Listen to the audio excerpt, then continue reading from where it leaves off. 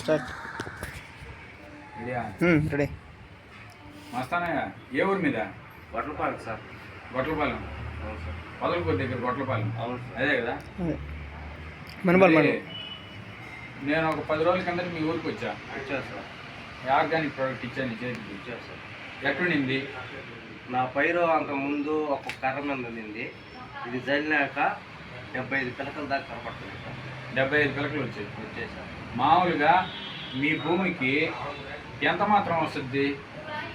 35-40 వస్తాయి.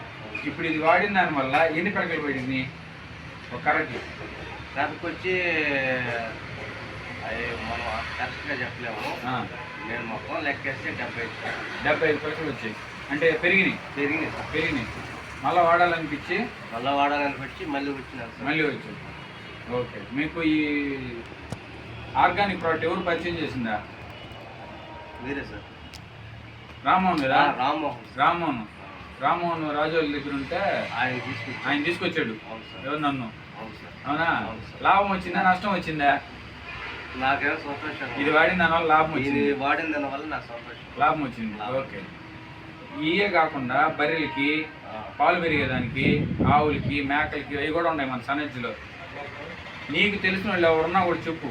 అందరికి చెప్పు. 10 మంది బాగుండాలా, అందులో మనం ఉండాలి. సంతోషంగా ఉంటే మనం కూడా సంతోషంగా ఉండాలి. అది ఓకే.